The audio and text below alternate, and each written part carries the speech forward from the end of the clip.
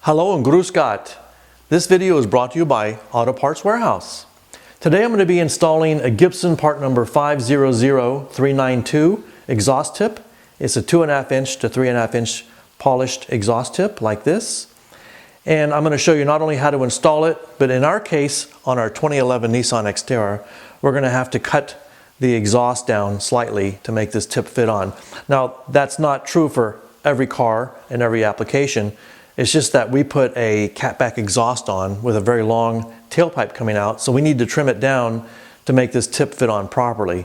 So we're going to show you how to do all that, and here's some of the tools you're going to need. Some rim oil to lubricate the cutter. This is the cutter we're going to use to cut down the tailpipe.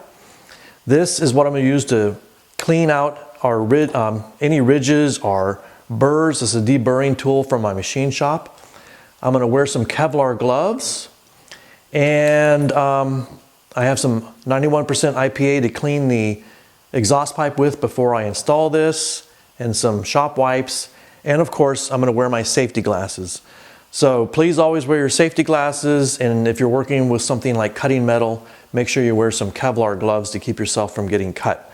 So we're going to move out to the truck here in a minute and start marking how we're going to install this. We'll mark it first and then we'll cut it, and so we'll be right back. Okay. So what we've done first is, this is a Doug Thorley catback exhaust, and it came with way too long of an exhaust tip. So that's the reason we're putting this polished stainless steel tip on. So what we're trying to do right now is kind of move the tip forward so it's about even with the back of this bumper. And then we're going to mark it with a marker, and then we're going to cut off all this excess. We had to sort of put this on to visualize it. So we're going to be cutting it back somewhere in here. And I'll show you that here in a second. And if you don't need to cut your exhaust off and you just need to put the tip on, you may want to just move forward in the video a little further. But we're going to cover cutting this and everything else. So we'll be doing that here in a second. So I'll be right back. First thing I'm going to do is take a marker and mark where this tip is going to extend into. And then I actually have to cut back here somewhere. Actually, I'll probably leave a little bit of extra tip on it so that if I need to adjust it in or out, I have some play. So I want to make sure I move back here when I'm getting ready to cut it. So I've marked it. I'll measure this with a measuring instrument, make a final mark where I want my cut, and then I'll start cutting. So we'll start cutting here in a second. Okay, I have my safety glasses on. I have my Kevlar gloves, and I've already just scored it lightly so I wanted to make sure this was going to cut properly. And now I'm going to lubricate it and start cutting it.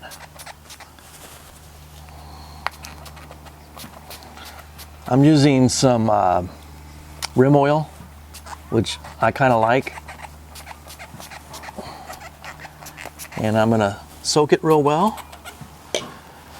And I normally use a chain cutter for this, but in this case I have to use this one because I'm not able to go around and around.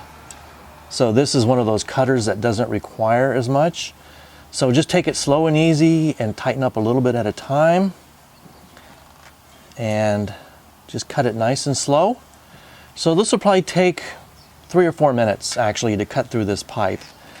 So we're going to cut it and then we'll be back. Okay, I've successfully removed the exhaust piece, and I'm going to put a little bit of lube on this here, and I'm going to use my deburring tool to go around and clean that up so it's not going to cut my hands. This is just sort of a nice to have. You can also use sandpaper. So I'm going to clean this up, and then we can install the exhaust tip. What I'll do first before I do that though is clean it up with alcohol to get all this oil off. So I'll be right back. Okay, the first thing I'm going to do is I'm going to use a flat blade screwdriver to sort of open this up a little bit, and I'm going to install it on here and slide it back. So I'm going to do that, and then I'm going to come back and show you how to put the bolt on and tighten it up. Alrighty, I've slipped the tip into place.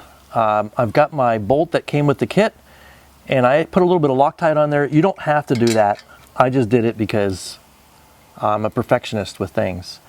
You put the lock washer on and the nut on the other side, and then you just hand snug it there, and then use 2 1/2-inch wrenches, one as your backing wrench, and that'll be this one on my left hand, and then one is the wrench you're going to use to snug it up with. And you're just going to snug it up real good. You don't want to make it too tight, but definitely so tight it certainly won't come off.